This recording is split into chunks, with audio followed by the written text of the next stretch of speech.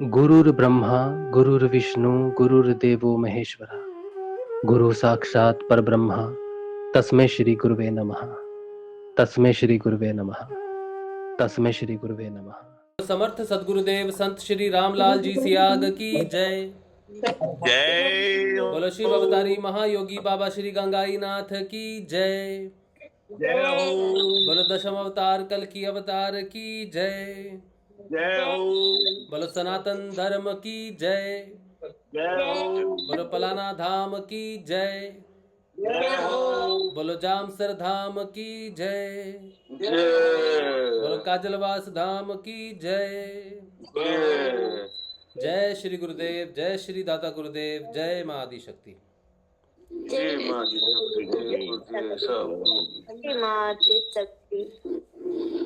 चलिए, अब है शाम का समय है 7 बजे का। तो हम प्यारे गुरुदेव श्री रामलाल जी सियाग के सिद्ध योग से आने वाले परिवर्तन की बात करते हैं कि हम में क्या परिवर्तन आ रहे हैं। कई बार क्या होता है कि जब जीवन में परिवर्तन आते हैं तो हमें समझ में नहीं आते, क्योंकि जीवन जिस ट्रैक पे चल रहा होता है फिर उस ट्रैक पे नहीं चल के सही ट्रैक पे आ जाता है। तो जीवन में बदलाव तो निश्चित रूप से आते हैं। आप सिद्ध योग की साधना करोगे तो आपके जीवन में बदलाव आएंगे ही आएंगे। अगर आपका भौतिक जीवन इससे पहले आपको लग रहा था बड़ा सुखमय है, लेकिन वो गलत ट्रैक था किसी कारण से, तो जिंदगी इसमें सिद्ध योग की साधना में आते ही आपका सही ट्रैक आ गया। तो हो सकता है थोड़ी मुश्किलों का आपको सामना करना पड़े, या आपको लगे यार ये तो ऐसा हो रहा है वैसा हो रहा है। तो आप किसी भी चीज़ से घबराएं नहीं, क्योंकि जीवन में बदलाव ही है जो सिद्ध योग का प्रमाण देता है आपको। गुरुदेव कहते हैं कि अपना बदलाव सारी दुनिया को बताओ। किसी ने गुरुदेव से कहा भाई तुम्हारा सिद्ध योग लेबोरेटरी में रिजल्ट देगा, तो उन्होंने क्या मांगा? उन्होंने कहा बातें नहीं, प्रमाण दिखाओ कि सिद्ध योग से बदलाव आता है। तो गुरुदेव ने कहा हाँ, लेबोरेटरी में रिजल्ट ले लो। तो गुरुदेव ने जब दुनिया को कुछ दिया तो उन्होंने बदलाव दिया। यही बदलाव उन्होंने कहा कि पूरे संसार में जाएगा। इसीलिए जो सत्संग होता है गुरुदेव का, इस सत्संग में हम सिर्फ बदलाव की बात करते हैं कि हम में क्या बदलाव आए हैं। ठीक है, तो हमारा कोई प्रश्न हो सकता है, अगर हम नए जुड़े हैं तो हमारा प्रश्न हो सकता है कि सिद्ध योग साधना में क्या है, कैसे है। तो कोई बेसिक प्रश्न जब रहता है कि ध्यान क्या है, या फिर नाद सुनता है तो क्या करेंगे, तो वो जो प्रश्न रहते हैं। और कोई आध्यात्मिक प्रश्न हो सकता है, जो साधक साधना में थोड़े आगे बढ़ जाते हैं तो फिर वो आंतरिक हो जाते हैं। आंतरिक होने का अर्थ है कि पतंजलि अष्टांग योग जिसकी बात गुरुदेव कहते थे, तो उसके अनुसार बदलाव आने शुरू होते हैं। तो उसका पहला अंग है यम, दूसरा है नियम। ठीक है, यम, नियम, आसन, प्राणायाम, प्रत्याहार, ये 5 ऐसे अंग हैं जो बदलाव को दर्शाते हैं। ठीक है, यम से बदलाव आता है तो आपके हृदय में बहुत सारे परिवर्तन होते हैं। फिर नियम से बदलाव आता है तो भी परिवर्तन होते हैं, व्यवहारिक परिवर्तन बोलते हैं इसको। ठीक है, व्यवहार में बहुत सारा परिवर्तन आना शुरू हो जाता है, अंतर्मुखी हो जाते हैं सारे के सारे। जहाँ पर पहले भौतिक जीवन की पूर्ति के लिए कार्य किया जाता था, फिर जब आदमी अंतर्मुखी हो जाता है साधक, फिर वो आध्यात्मिक उन्नति की तरफ बढ़ता है। भगवान को साक्षात्कार करके हाजिर नाजिर जान के अपनी दिनचर्या करता है। तो ईमानदारी, सत्य, शौच, स्वास्थ्य, तप, ये सारी चीज़ें उसके सामने प्रस्तुत होती हैं। तो फिर वो अपने स्वाध्याय से अपना अध्ययन करता है कि मेरे अंदर क्या बदलाव आ रहे हैं, और फिर वो साधना में धीरे धीरे आगे बढ़ता है। तो ये साधना पथ है, इसमें किसी भी प्रकार का कोई 2 दिन का, 10 दिन का। अभी किसी गुरु भाई ने मुझे एक मैसेज भेजा कि गुरु भाई 40 दिन का उपाय कौन सा है। तो कोई 40 दिन का उपाय नहीं है, कोई 4 दिन का उपाय नहीं है, आपको जीवन भर, ठीक है, जीवन भर गुरुदेव का नाम जपना है, गुरुदेव का ध्यान करना है। कोई भी 40 दिन में ये वो सिस्टम नहीं है कि आपने कोई व्रत कर लिया या आपने कुछ आयोजन कर लिया तो आपकी समस्याएं।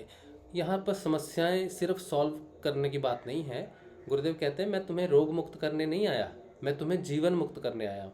तो आप अपने भौतिक जीवन की पूर्ति के लिए कि मुझे ये मिल जाए, वो मिल जाए, ये नौकरी मिल जाए, ये मेरी बीमारी ठीक हो जाए, इसलिए मैं गुरुदेव के पास जा रहा हूँ। तो गुरुदेव कहते हैं सर दर्द भी ठीक नहीं होगा। इसलिए पहले अपना माइंड सेट ठीक करना पड़ेगा कि हम सिद्ध योग क्यों कर रहे हैं, सिद्ध योग क्या है, सिद्ध योग में क्या होता है, सिद्ध योग कैसे परिवर्तन देता है। तो कोई भी नया साधक है उसको गुरुदेव की वाणी अच्छे से सुननी चाहिए। बहुत सारी वाणी है गुरुदेव की, सेशन से सारे सेशन सुनने चाहिए। अगर समझ में नहीं आता तो पतंजलि अष्टांग योग को थोड़ा थोड़ा करके समझना चाहिए कि आखिर हो क्या रहा है। लेकिन इस धारणा में कभी नहीं रहना चाहिए कि कोई व्यक्ति आपको कोई उपाय बताएगा। कोई उपाय नहीं है। नाम जप, ध्यान, यही उपाय है बस, और वो सारी ज़िंदगी का है। इसमें कोई शॉर्टकट नहीं है। ठीक है। बाहर मुखी जब साधक होता है, बाहरी पूजा करता है, तब वो बाहर उपाय करता है, व्रत करता है। अंदर चले जाते हो ना, अंतर्मुखी, अंदर कौन सा उपाय करोगे? कौन सी दिया, अगरबत्ती, धूप काटी, कौन अंदर में क्या है, क्या किसको दिखाओगे? ठीक है। जो हम पूजा, जैसे ये हार है, फूल है, दिया जलता है रोज, ठीक है, सुबह शाम, तो वो हम बाहर से गुरुदेव को एक नमस्कार करते हैं, लेकिन उपाय के लिए नहीं करते। वो श्रद्धा भाव से उनको नमस्कार करने के लिए, उनसे प्रेम जताने के लिए करते हैं। ठीक है। लेकिन जो परिवर्तन है, जो असली यात्रा है, वो बाहर मेरे दिए जलाने से, मेरी प्रार्थना करने से नहीं होगा। वो मेरे अंदर नाम जपने से होगा, मेरा ध्यान करने से होगा। नाम नहीं जपेंगे तो कोई परिवर्तन नहीं आएगा। बाकी ये गुरुदेव ने साफ कहा है। तो मैंने दिया जलाया, सब जलाया, अगरबत्ती जलाई, फूल जलाए, फूल चढ़ाए गुरुदेव को, सब कुछ किया, लेकिन नाम नहीं जपा, तो मेरे में परिवर्तन नहीं आएगा। तो मूल मंत्र है गुरुदेव का संजीवनी मंत्र। कोई उपाय नहीं है किसी भी प्रकार का। प्लीज़ इस बात को समझना सब। ठीक है। तो ये है, इस चीज़ को समझना ही सिद्ध योग है। इसीलिए ये सेशंस होते हैं कि आप सबको समझ में आए कि सिद्ध योग की साधना क्या है। कोई डाउट होगा, जब हृदय चक्र खुलता है तो कुछ परिस्थितियां बनती हैं। जिन गुरु भाइयों का, गुरु बहनों का हृदय चक्र खुलता है, उन्हें वो अनुभव है, तो वो आपको गाइड कर सकते हैं कि इस समय ऐसा महसूस होता है। लेकिन वो आपकी समस्या का समाधान नहीं कर सकते। ठीक है। आपको कोई समस्या है तो कोई गुरु भाई, कोई गुरु बहन इस पूरी संसार में आपकी समस्या को सॉल्व नहीं कर सकता। सॉल्व करने वाले सिर्फ और सिर्फ गुरुदेव हैं। कोई साधक किसी दौर से गुजरता है, किसी एक्सपीरियंस से गुजरता है, तो वो आपको बता सकता है कि मेरे साथ भी ये हुआ है। ठीक है। तो आपको हौसला हो जाएगा कि हाँ चलो इसके साथ भी हुआ है, लेकिन वो आपकी समस्या सॉल्व नहीं कर सकता। इसीलिए किसी भी गुरु भाई, गुरु बहन पे डिपेंड नहीं करना। आपके और गुरुदेव के बीच में कोई नहीं है, सिर्फ आप हो। और या तो है तो फिर पूरा संसार है, कण कण है जो आपकी मदद करेगा। ठीक है। लेकिन कोई एक नहीं है जिसके माध्यम से ये कार्य हो सकता है। ठीक है। तो ये बेसिक है। अब आप कोई कुछ बात करना चाहता है, किसी को कुछ बात करनी है या कुछ भी है। अच्छा, मोबाइल थोड़ा लेफ्ट में, वो ठीक है, नेक्स्ट टाइम ध्यान रखेंगे। अभी को मैं कहूँगा कि मोबाइल ठीक से पकड़ेगा जब दर्शन होंगे। अच्छा, गूगल क्या बोलते हैं इसको, इस पे क्या है ये, यूट्यूब पे कुछ है। आप सबको जय श्री गुरुदेव। आज जितने भी गुरु भाई, गुरु बहनें मैसेज लिखती हैं यूट्यूब पे, मैं सबको ही देखता हूँ एक्चुअली, लेकिन पर्सनली मैं रिप्लाई नहीं करता।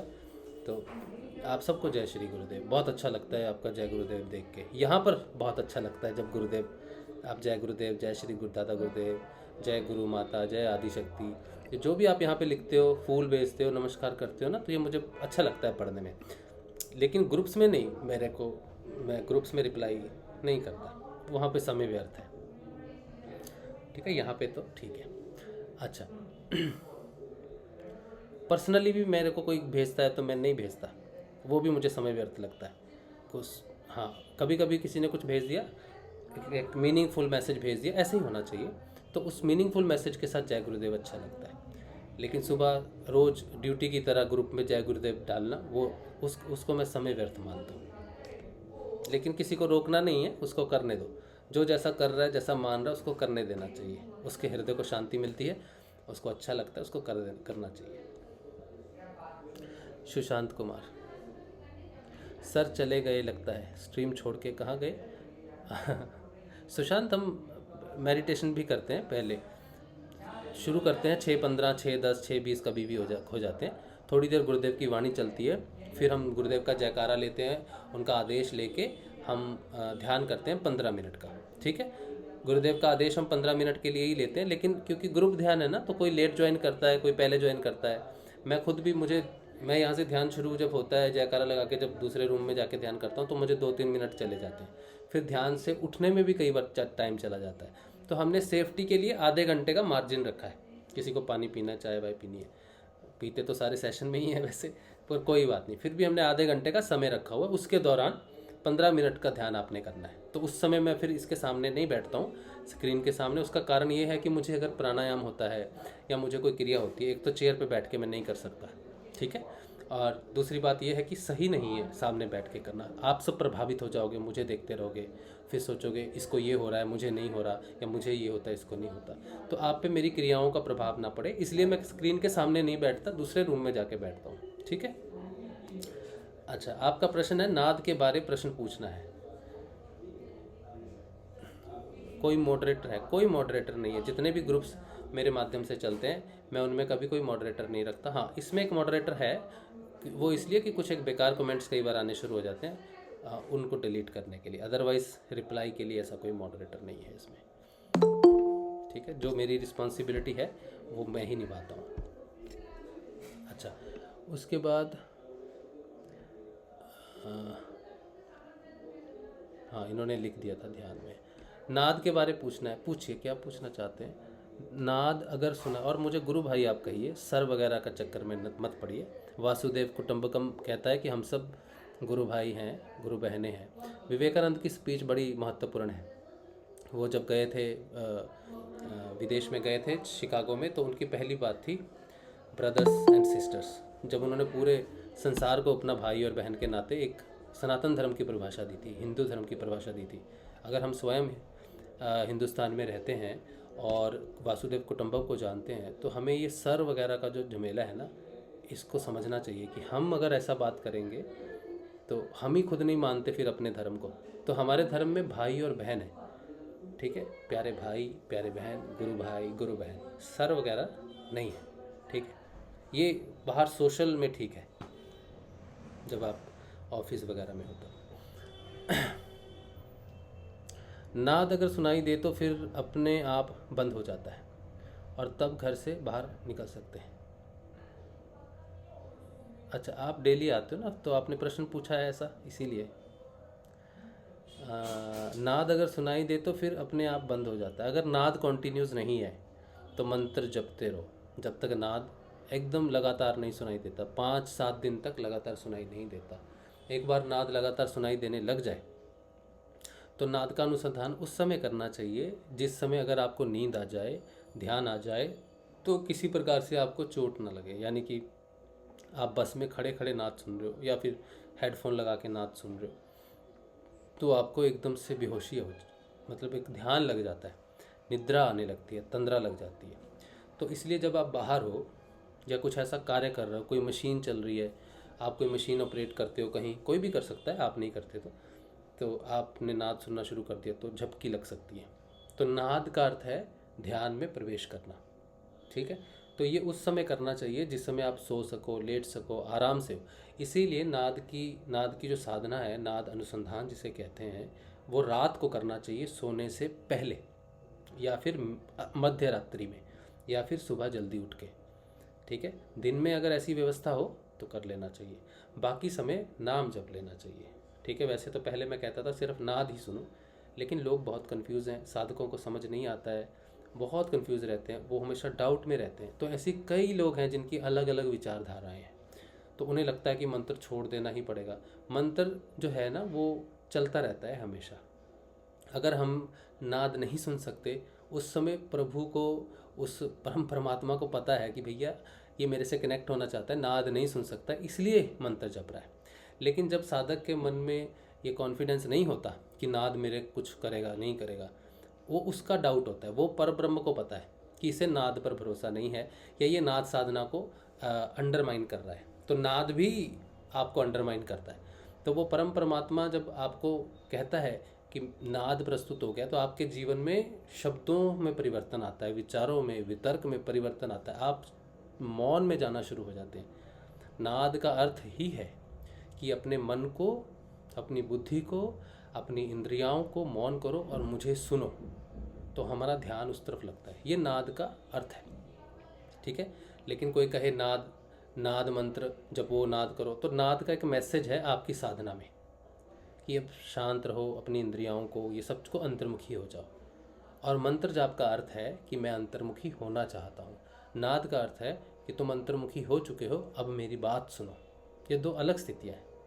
तो आप अगर कभी मंत्र जपना चाहो तो आप उस समय जप सकते हो, इसमें कोई अपराध नहीं है या कोई प्रॉब्लम नहीं है, ठीक है। लेकिन अगर आप अच्छे से नाद अनुसंधान करते हो, नाद की साधना बहुत अच्छे रेगुलर करते हो, बिना ड्रॉप, हेडफोन लगा के करो, चलो जो भी करना, जैसे भी आपको अच्छा लगता है वैसे कर लो, लेकिन रेगुलर करो, नियमित करो, तो कोई बात नहीं अगर मंत्र जपा नहीं तो। लेकिन अगर रेगुलर नहीं करते नाद अनुसंधान तो आपको मंत्र जपना चाहिए दिन में। बड़ी सिंपल सी बात है, क्लियर हो गया, ठीक है, कोई कन्फ्यूज़न नहीं होना चाहिए। दोनों के उद्देश्य अलग अलग हैं, लेकिन है पथ के रास्ते में आते हैं। मंत्र जप बिल्कुल स्टार्टिंग पॉइंट है, अंतर्मुख हो रहे हैं, वो हमें अंदर लेके जा रहा है, और नाद का अर्थ है वो हमें अंदर लेके जा चुका है, अब वो हमेशा बजता रहेगा एजपा के रूप में, ठीक है। और नाद वहाँ से आगे की यात्रा कराता है कि अब शांत हो जाओ, इंद्रियों को शांत करना, मन को शांत करना नाद का मुख्य कार्य है। मंत्र जाप करके नाद आया है, और मंत्र जाप तो एजपा हो जाएगा। हाँ, मंत्र जाप एजपा हो जाता है, लेकिन कईयों को पता नहीं चलता, वो साफ कहते हैं कि मुझे नाद सुनता है लेकिन एजपा नहीं सुनता, वो इसकी घोषणा कर देते हैं सरेआम। ये सत्य नहीं है, ठीक है। आप जानते नहीं साधना को, और आपको एजपा जाप के बारे में पता नहीं है, इसीलिए आप ऐसा कहते हो। नाद एक अंतर्मुखी घटना है जो मंत्र जाप से प्रस्तुत होती है, किसी भी तरह के जाप से प्रस्तुत होती है, ठीक है। अगर लगे कि मुझे एजपा जाप नहीं लगा तो फिर जप लो, मंत्र जप लो, कोई बात नहीं, जपते रहो, मंत्र जपते रहो, नाद को रेगुलर सुनते रहो। नाद अगर प्रकट हो गया तो डेली नाद सुनो, बाकी जो करना है करो। मेरे को सुनाई नहीं देती है नाद, कोई बात नहीं, तो आप मंत्र जपो, मंत्र जपो, जितना हो सकता उतना मंत्र जपो।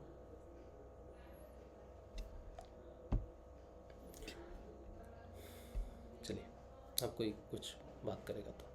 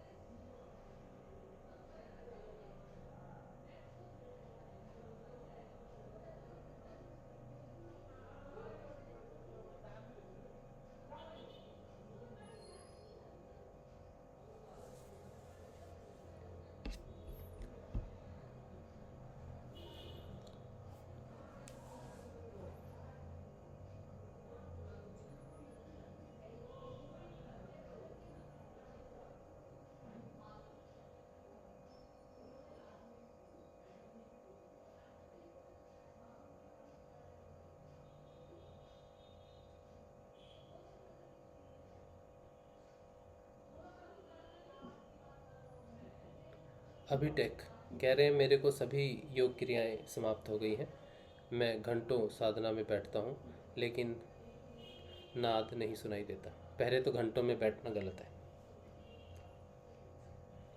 अपनी तरफ से प्रयास करना बिल्कुल गलत है। घंटों बैठ के हम कुछ अचीव नहीं कर सकते सिद्ध योग की साधना में, ये हठ योग नहीं है अभी, ठीक है। इससे आपके शरीर में गर्मी बढ़ जाएगी, और छोटी छोटी फुंसियाँ होती हैं वो हो जाएंगी, पेट गर्म हो जाएगा।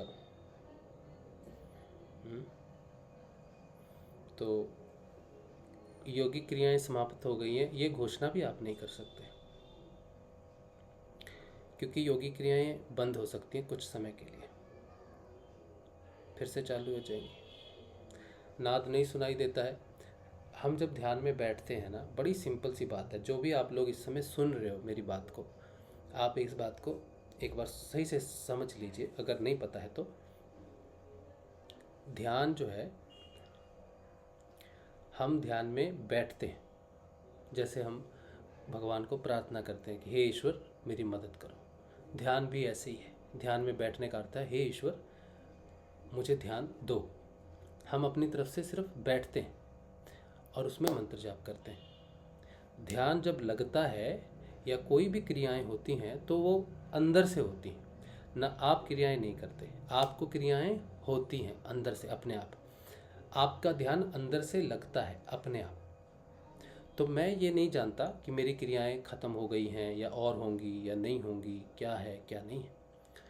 और ध्यान मेरा लगता है कि नहीं लगता है, मेरा ध्यान क्यों नहीं लगता, ये प्रश्न जो है ये प्रश्न एक्चुअल में सिद्ध योग में अपना स्थान रखता नहीं कहीं भी। लेकिन सबसे ज़्यादा ये प्रश्न पूछा जाता है। कोई भी व्यक्ति को अगर आप कहोगे मेरा ध्यान नहीं लगता है तो वो उसमें कुछ नहीं कर सकता। आप किसी से कह सकते हो कि भगवान मेरी प्रार्थना नहीं सुनते, ये वही बात है। वो आदमी कैसे जानेगा क्यों नहीं सुनते, ध्यान क्यों नहीं लगता, ये वो नहीं बता सकता। अगर आप उससे पूछोगे मेरा ध्यान क्यों नहीं लगता, वो नहीं बता सकता। जिस तरह से कोई ये नहीं बता सकता कि मेरी प्रार्थना भगवान क्यों नहीं सुनते। अब वो क्या जाने बेचारा भगवान की बात। तो हमारा कार्य है ध्यान में बैठना, ठीक है, और 15 मिनट मांग के बैठना। फिर जब ध्यान अपने आप लगना शुरू होगा तो वो 15 मिनट भी लग सकता है, 12 मिनट भी लग सकता है, 10 मिनट भी लग सकता है, 20 मिनट भी लगता है, 22 मिनट भी लगता है, आधा घंटा भी लगता है, 1 घंटा भी क्रियाएं होती हैं, अपने आप उधर से होती हैं, ठीक है। तो सबसे पहली बात, और जो नाद है, नाद का अर्थ है अंतर्मुखी हो जाना। जब साधक अंतर्मुखी हो जाता है तो वो, अब सबके अंदर इस समय नाद चल रहा है। ऐसा कोई व्यक्ति नहीं है इस दुनिया के अंदर जिसका नाद नहीं चल रहा, सबका चल रहा है। लेकिन जिसकी चेतना अंतर्मुखी हो जाएगी उसे नाद सुनाई देना शुरू हो जाएगा। नाद सुनने का अर्थ है मैं अंतर्मुखी हूँ, मेरी चेतना अंदर है, मैं अपनी तरफ देख रहा हूँ, मैं ईश्वर की तरफ देख रहा हूँ, वो नाद का मतलब है। अगर मुझे बहुत साल मंत्र जपने के बाद भी नाद नहीं सुनाई देता है तो मैं अभी तक बाहर मुखी हूँ। ये बहुत सिंपल बात है, ठीक है। नाद है, सबके अंदर है, और वो हमेशा 24 घंटे चल रहा है। हमें वहाँ तक पहुँचना है बस, उसके बाद वो आगे लेके जाएगा।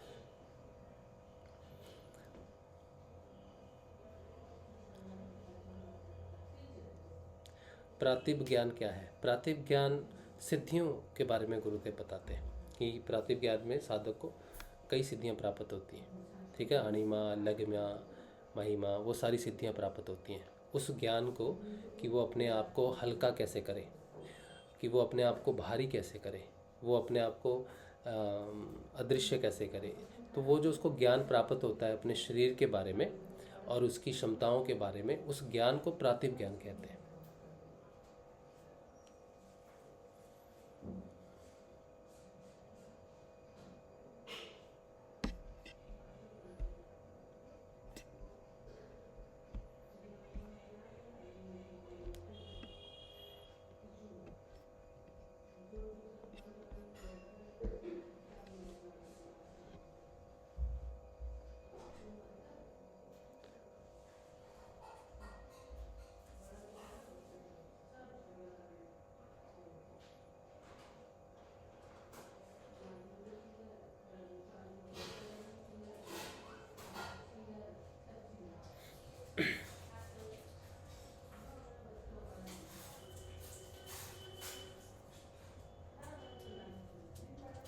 शांति।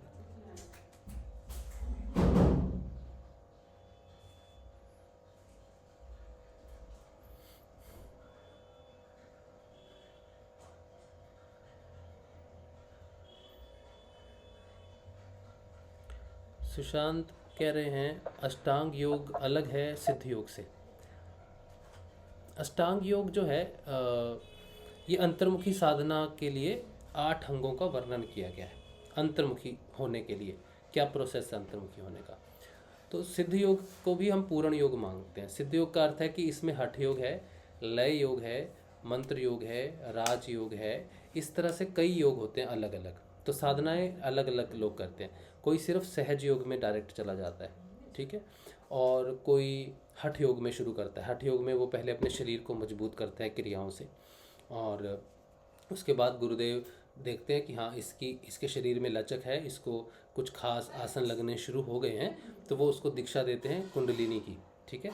तो कुंडलिनी की दीक्षा देंगे तो फिर वो उसकी कुंडलिनी जागृत होकर जो स्वतः जब योग करवाएगी तो क्योंकि उसका शरीर तैयार होगा तो शरीर बाधा नहीं बनेगा, ठीक है। तो वो एक प्रोसेस होता था पहले। लेकिन सिद्ध योग में क्या होता है कि गुरु जो दीक्षा देते हैं वो पूर्ण योग की दीक्षा देते हैं कि अगर आपको हठ योग की ज़रूरत है तो हठ योग से आसन प्राणायाम वो सब हो जाएगा। अगर आपको लय योग की ज़रूरत है तो वो लय में जपा जाप चलेगा। नाद एक लय योग का हिस्सा है, जिनको नाद सुनाई देता है वो लय योग में है, और इस तरह से अलग अलग है। तो जो अष्टांग योग है, ये अष्टांग योग एक तरह से सारे योगों को शुरू से लेकर एंड तक एक्सप्लेन करता है। सारे योग अष्टांग योग के बीच में ही आते हैं। जो आसन है, ठीक है, आसन का अर्थ है कि आसन लगाना, तो वो हठ योग आ गया। यम और नियम है अंतर्मुखी होना, अपने व्यवहार में परिवर्तन करना, आचार व्यवहार में करना। और प्रत्याहार जो है उसका अर्थ है कि जो वो कुछ दिन की ट्रेनिंग आजकल करवाते हैं, एक योग है ना, वो कान बंद कर लेना, आंख बंद कर लेना, बोलना नहीं, कुछ भी किसी को देखना नहीं, वो कुछ है, कुछ साधना होती है, वो अंतर्मुखी होने की साधना होती है, वो प्रत्याहार कहलाती है। तो अष्टांग योग सारे योगों की एक सूची है, शुरू से एंड तक सारे योग अष्टांग योग के बीच में ही आते हैं, ठीक है। और सिद्ध योग क्योंकि पूर्ण योग है उसमें सारे योग आते हैं, इसलिए जो सारे परिवर्तन आते हैं सिद्ध योग में वो अष्टांग योग के हिसाब से हम उसको देख सकते हैं कि मेरे में यम डेवलप हो गया है, मेरे में नियम डेवलप हो गया है, मेरे आसन अपने आप लगने लग गए हैं, मैं प्रत्याहार में अंतर्मुखी हो गया हूँ, प्राणायाम अपने आप होने लग गया है, और फिर मेरी धारणा पक्की हो गई है कि मैं अपने गुरुदेव के प्रति पूर्ण आस्थावित हो गया हूँ। और फिर धारणा पक्की होगी तो गहरा ध्यान लगना शुरू हो जाता है और फिर समाधि तक विकसित होता है। तो अष्टांग योग एक थ्योरी है जो बताती है कि साधक के साथ क्या क्या होता है शुरू से लेकर अंत तक, ठीक है। और जो भी साधक किसी भी साधना में है वो अष्टांग योग को देखता हुआ चलता है, उसके जीवन में अष्टांग योग के परिवर्तन आते हैं, वो देख सकता है कि मेरे अंदर क्या हो रहा है।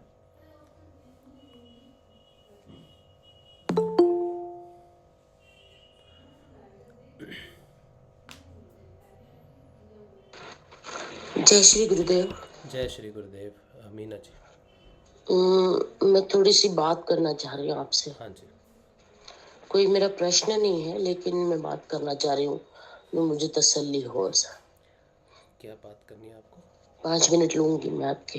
हाँ जी, 5 मिनट लूंगी आपके। हाँ जी, हाँ जी, सबके साथ बात कीजिए, सारे सुन रहे हैं आपको। ये बात ऐसे हुई कि 8-9 दिन पहले घर में इस बात से झगड़ा हो गया कि मम्मा हमेशा गुरुजी गुरुजी गुरुजी करती रहती है, और फिर घर वालों ने भी सबने बताया कि हमेशा उसी में पड़ी रहती है, बोले वही पढ़ती रहती है, वही सुनती रहती है, और रात रात भर भी बैठ के ध्यान करना या उन्हीं की बातें सुनना, या मतलब धार्मिक बातें सुनना, ये ऐसा होगा। जबकि मैं ऐसी पहले नहीं थी।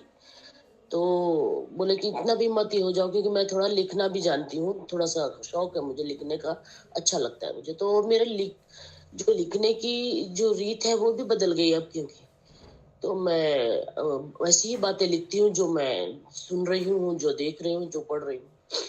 तो उन लोगों को बुरा लगा कि ये कहीं वापस से पागल नहीं हो जाए, तो झगड़ा हो गया इस बारे में कि मत इतना मत पढ़ा करो कि तुम सारी दुनिया को भूल जाओ।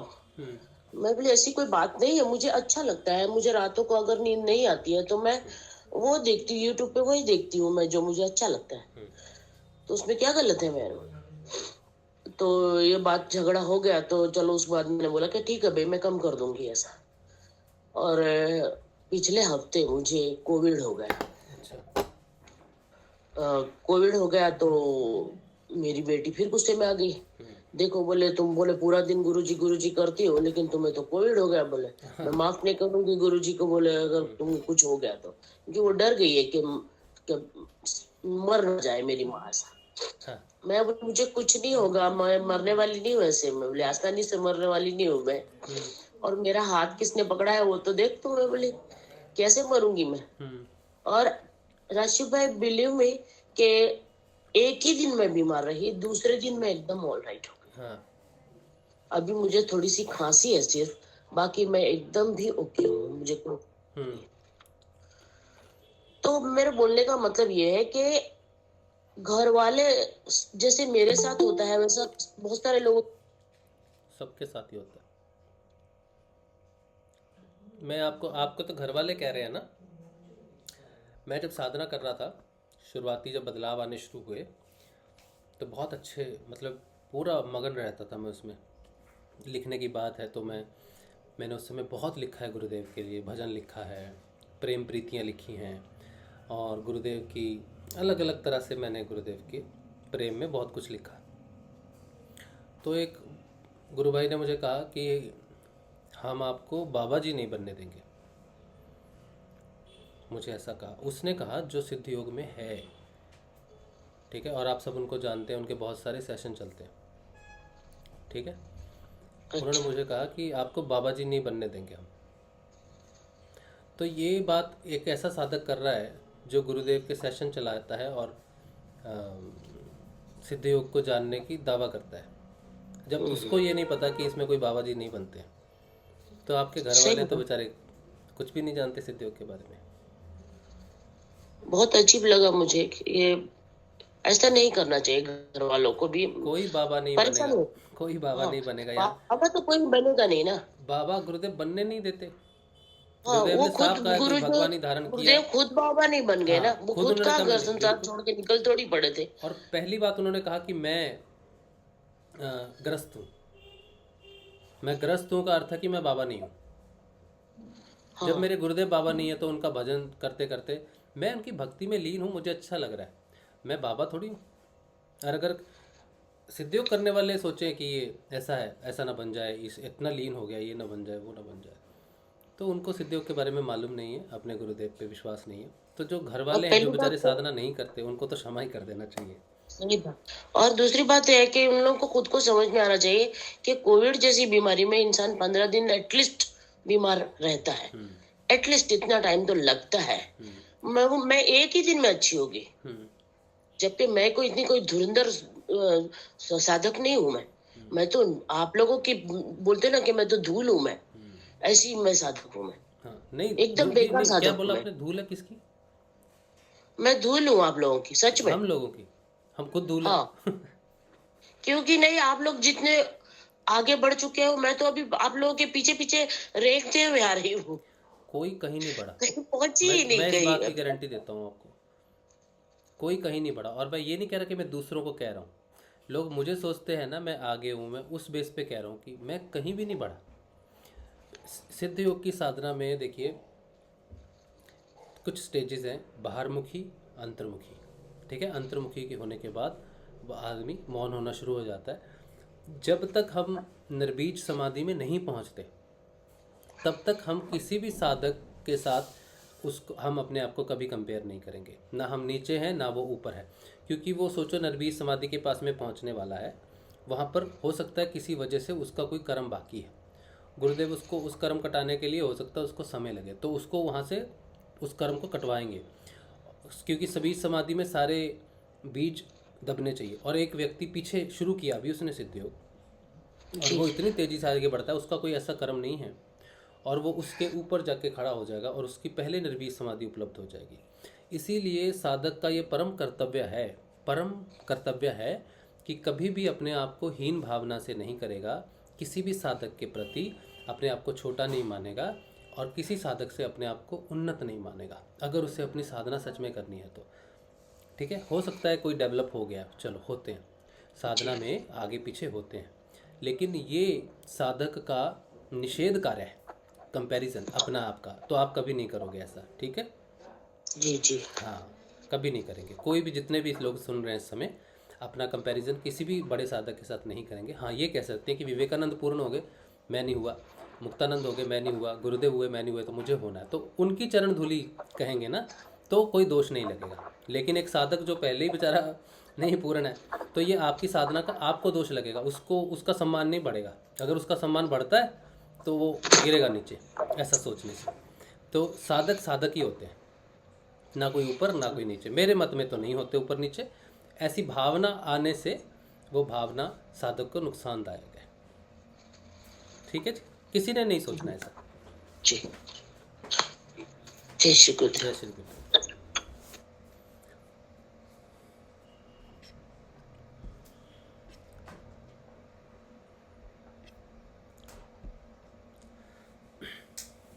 चलिए, और कोई कुछ कहना चाहता है? कुछ प्रश्न है किसी?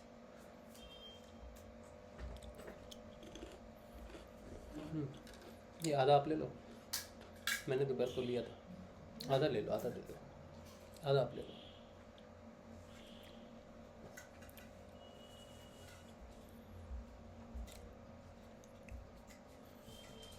क्या सब लोग चाय बिस्किट ही खा रहे हैं? किसी को बात नहीं करनी? चाय बिस्किट से थोड़ा समय निकालो बात करने के लिए।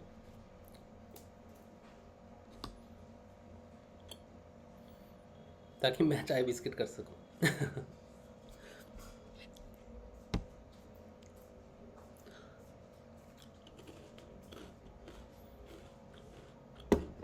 चाय तो मैं नहीं पीता, बहुत कम करती, इच्छा नहीं होती चाय की। लेकिन कोई अदरक वाली चाय पिला देगा तो फिर रोक भी नहीं सकते। वो भी ज़्यादा अच्छी नहीं लगती वैसे मुझे आजकल।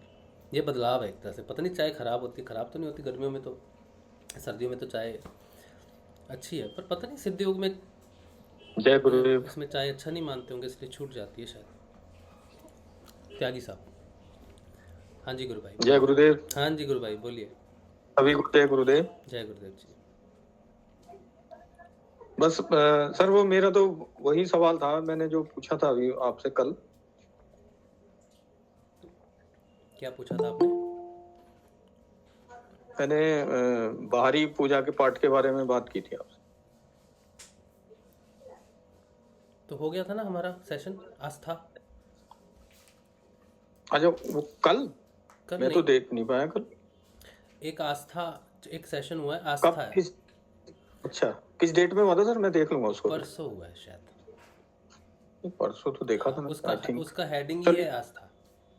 अच्छा ठीक है, ओके ओके। उसमें बाहरी मैं पूजा। देख हाँ वो उसमें जी, थोड़ी जी। सी मेरी जीवनी घुस गई जबरदस्ती, पता नहीं कैसे।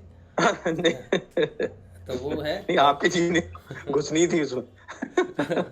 वो घुस जाती है। मेरे घर वाले तो परेशान हो जाते हैं मेरी जीवनी सुन के। बोला तुम क्यों अपनी बात घुसा नहीं नहीं नहीं, वो नहीं, आपकी बात जाने से ना फिर तभी तो पता चलता है ना कि हाँ भाई ऐसे भी हाँ होता मैंने है, जो तो गलतियां की जरूरी हैं, है। हाँ बिल्कुल, वो एक जी जी, हाँ एक उस तरह वो से सबक है हम लोगों के लिए। हाँ वो हम यार सबके लिए एक देखते हैं तो सबक है भाई हम। कि क्या हाँ किया वो तो चीज़। सर सेशन में वो तो वाला देखा है मैंने, वो तो आपका हाँ तो सेशन में उसमें मैं बाहरी ज्वाइन भी किया पूजा का था। तो बताया। मैं तो बाहरी पूजा करता रहा 5 साल तक, कोई नहीं बदलाव नहीं सर, मैं आप नहीं नहीं, मेरा वो नहीं है सवाल सर। हाँ कौन सा है फिर? बाहरी से मतलब ये नहीं कि मतलब गुरुदेव के अलावा की हाँ बात नहीं कर अच्छा रहा मैं। अच्छा, फिर कौन सी? मतलब कि हमें क्या गुरुदेव को, जैसे भाई हमें तो अपने हाँ दिल में मन में है, हृदय अच्छा में अच्छा, रहते हैं हाँ हाँ हाँ हाँ, अच्छा मैं समझ वो। गया। हाँ उसका मतलब ये वो ये जो भारी हार बातें नहीं चढ़ाया है हुआ सर, वो है, तो। ये जो हार चढ़ाया हुआ है ऊपर, ये भारी पूजा है। जी नहीं नहीं, हार तो चढ़ा सकते हैं सर। हाँ हार में तो भाई गुरुदेव का फोटो अगर हमारे घर में रखा गुरु है चालीसा तो पढ़ना, हार गुरु तो। आरती पढ़ना, ये हाँ वाला। मतलब नहीं नहीं, चालीसा भी नहीं, उससे मतलब नहीं है। हाँ, आप वाले से, आपसे ये नहीं कि आप क्या कर रहे हैं, मैं अच्छा उससे मतलब नहीं है सर। हाँ हाँ। मेरा मतलब ये है जैसे कि अब जैसे मैं घर पे हूँ, भाई हमने अपने घर पे जैसे आपने रखे हुए वैसे ही हमने गुरुदेव के फोटो हैं हमारे पास, सुबह शाम हम ध्यान करते हैं उनके आगे बैठ के, ठीक है। तो अब मैं ये जानना चाह रहा हूँ, क्या हम भाई उनके आगे दीपक भी जलाएं, धूप बत्ती जलाएं? ये मतलब मैं जस्ट इस बारे में थोड़ा सा मैं ये, हाँ हाँ इसी बारे में या तो मैं नहीं बता रहा हूँ। जरूरी है? हाँ तो सुबह हाँ दीपक बस यही जलता था है। सर। हाँ जी जी सुबह दीपक जी, जलता है क्या गुरुदेव का, मेरे घर में तो जलता है। मैं उस हिसाब से नहीं हाँ मैं करता वही कि जानना चाह रहा था। जैसे जी जी जी जैसे हम मानते हैं कि गुरुदेव मेरे अंदर हैं, जो भी मैं खाता हूँ जी मैं जी। उनको ये नहीं पूछता कि आप खा लो। मैं खा लिया तो मेरे साथ वो खा रहे हैं, इस हम्म बात को मैं मान के चलता हूँ, ठीक है। हम्म और हम्म मेरा एक भ्रम कह लो इसको, भ्रम कह लो या आस्था कह लो या प्रेम कह लो, नहीं कुछ भी भ्रम कह तो लो। नहीं है, नहीं भ्रम ने तो नहीं कहा भाई। मैं बता रहा हूँ कि जो आगे बताने वाला हूँ उसको जी कहने उसको मैं हमेशा जी मानता हूँ कि गुरुदेव मेरे लेफ्ट में रहते हैं। जैसे ये टी शर्ट में जी। हृदय में रहते हैं, वैसे ही मैं हमेशा हम्म मानता हूँ कि जब भी मैं कहीं भी बैठा हूँ, खड़ा हूँ, सो रहा हूँ, कुछ भी हूँ, तो गुरुदेव मेरे लेफ्ट में है, ऐसा मैं मानता हूँ। खाते समय भी तो मैं जब जैसे ये सेशन करता हूँ तो मैं कभी लेफ्ट में नहीं जाता। खाना खाता हूँ, टेबल पे बैठता हूँ तो मैं कभी लेफ्ट से नहीं निकलता। तो मेरी धारणा ये पक्की है कि मैं खा रहा हूँ, पी रहा हूँ, तो वो मेरे साथ विराजमान है, तो मेरे साथ खा रहे हैं, ठीक है। ये तो हो गई बाहर सोचने की कि गुरुदेव मेरे अंदर भी हैं तो मेरे लेफ्ट साइड में भी विराजमान रहते हैं। उसके बाद जो मेरे घर में जो मंदिर है, जो दिया हम जलाते हैं बाबा श्री गंगाई नाथ जी को, गुरुदेव के लिए तो मैं नहीं जलाता था दिया, मैं बाबा गंगाई नाथ जी को भोग चढ़ता है, दिया, देसी घी के दिया का, जो उनके जामसर में चलता है लगातार। तो तब से मैंने बाबा श्री गंगाईनाथ जी को सुबह शाम जो है उनके नाम से दीपक लगाता हूँ। तो गुरुदेव के नाम से भी वो दीपक हो जाता है, तो दोनों के नाम से दीपक होता है। थर्सडे वाले दिन मेरी बीवी की श्रद्धा है फूल चढ़ाना या सजाना, मेरी श्रद्धा।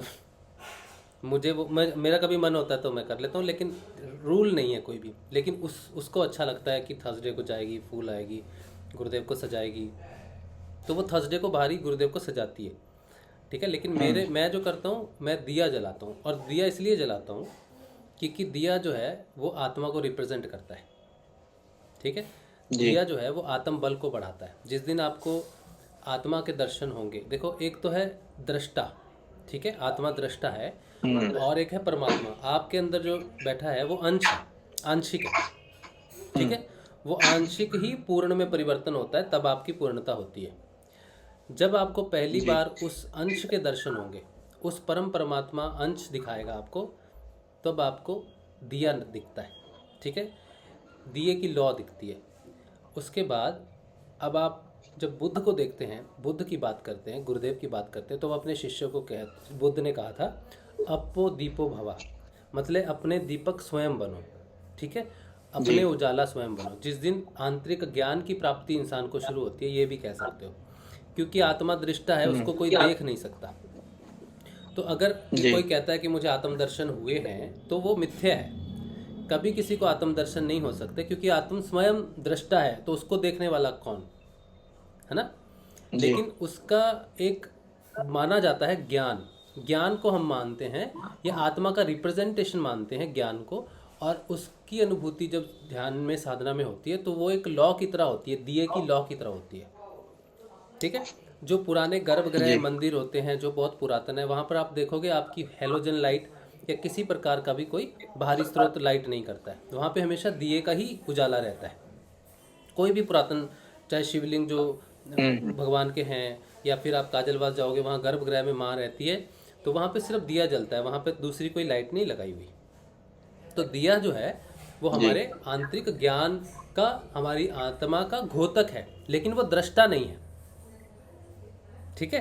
तो वो आत्मा नहीं है, आत्मा का रिप्रेजेंटेटिव कह सकते हो, या फिर आत्मा का घोतक कह सकते हो, या ज्ञान रूपी दिया है वो जो उजाला करना शुरू करता है। वही दिया हम बाबा श्री गंगाईनाथ को जलाते हैं या गुरुदेव को जलाते हैं, तो वो इसका प्रतीकात्मक रूप है बाहर, जी, ठीक है। और जो भगवान है उसी का दिया इसीलिए स्वीकार करते हैं, वो घी का दिया इसलिए दिया जला के स्वीकार करते हैं कि साधक अपने आप को आत्म रूप में उनके सामने बाहर से भी प्रस्तुत कर रहा है। तो दिए जलाने के साथ ये प्रार्थना भी हो जाती है कि मुझे इस ज्ञान की प्राप्ति हो प्रभु अंतर्मुखी से। तो दिए जलाने का एक अपना महत्व है जो हम नहीं जानते, लेकिन अनजाने में वो करते जाते हैं। तो वो अंतर्मुखी साधना के लिए दिया बहुत काम की चीज़ है, ठीक है। इसके दर्शन आपको, आपके अंदर वो दिया जब जलेगा तब आपको उसके दर्शन होंगे, ठीक है।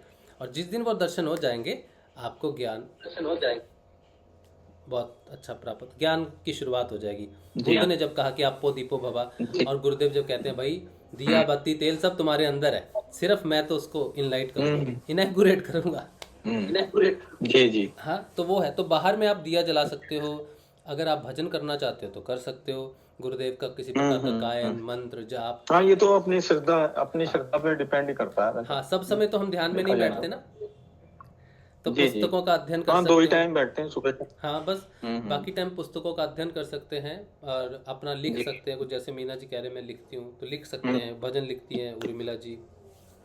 और सुबह शाम जब आप ध्यान में बैठते हो तो दिया जला के इसलिए बैठते हैं कि मैं भी अपने ज्ञान को प्राप्त करूँ, क्योंकि दिया उजाला करता है ना।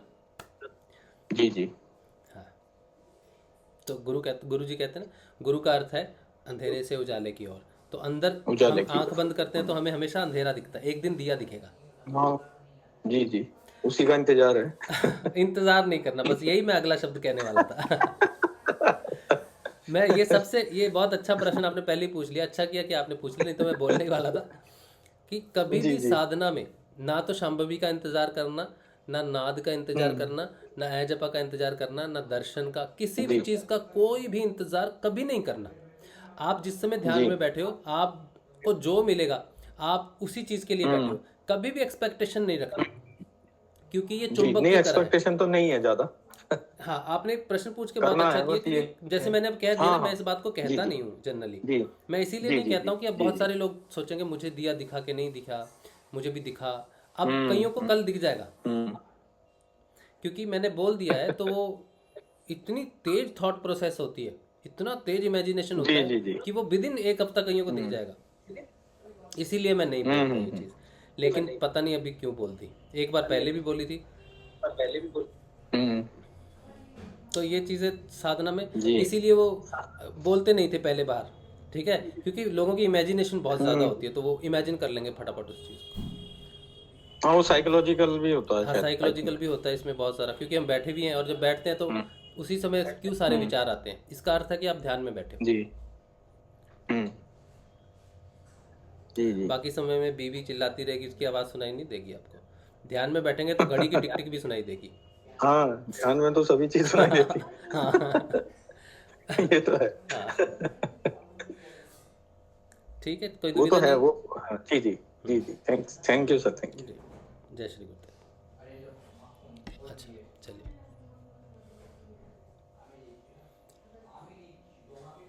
चलिए, और किसी का कुछ प्रश्न कुछ है?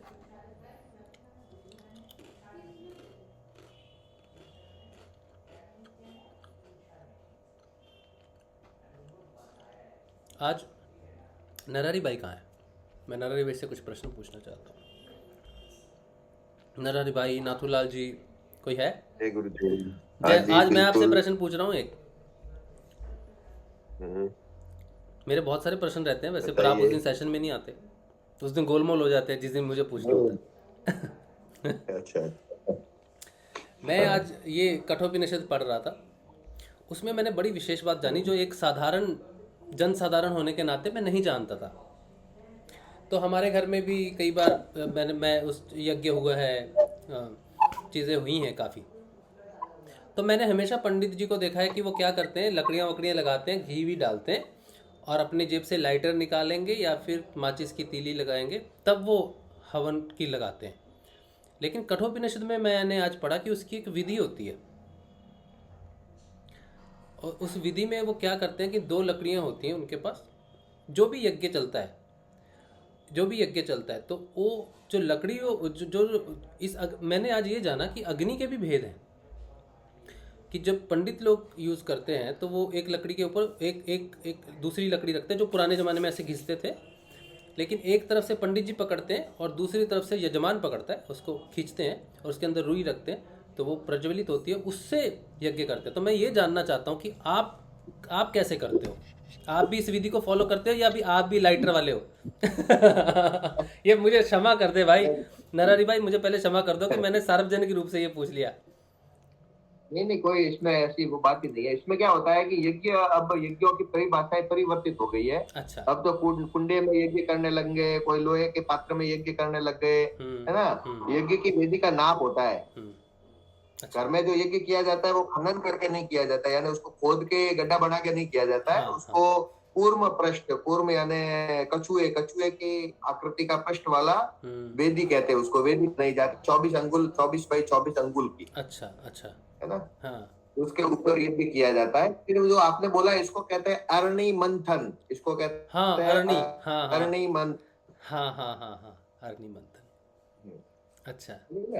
तो क्या होता है कि जब बड़ी प्रतिष्ठाएं होती है और बड़े कार्यक्रम होते हैं, जब प्रतिष्ठाओं का कार्य होता है, वो भी एक आजकल क्या हो गया है, सब लोगों को चाहिए सस्ते में प्रतिष्ठा भी करनी है या कुछ भी शॉर्टली करना है। तो नॉर्मली जो घरों में हम गृह शांति वास्तु करते हैं, तो उसमें तो क्या करते हैं कि कपूर के द्वारा घर के बाहर अग्नि को पहले प्रज्वलित करते हैं। अच्छा अच्छा। फिर कांसी की थाली के अंदर, उसके अंदर जो अग्नि होती है ना, वो श्वासनी यानी घर की बच्ची होती है, वो बच्ची सिर पे ऐसे ढक के और फिर वो अग्नि लेके अंदर आती है, और वो शत मंगल नाम की अग्नि का उसमें आह्वान किया जाता है। शत मंगल नामना है। अच्छा। शत मंगल का तात्पर्य होता है, शत यानी 100, मंगल यानी मांगलिक। अच्छा। 100 प्रकार का मंगल करने वाली अग्नि। अच्छा अच्छा। 100 प्रकार से मंगल करने वाली अग्नि की स्थापना की जाती है, फिर उसकी पूजा की जाती है। तो सामान्य में तो ये होता है, और जब बड़ी कोई प्रतिष्ठाओं का कार्यक्रम होता है जो 5-7 दिन चलने वाला होता है, तो उसके अंदर अरणि मंथन करके अग्नि का आह्वान करके आपने जो विधि कही है, वैसे दो अरणि पात्र होते हैं। एक तो लकड़ा होता है जो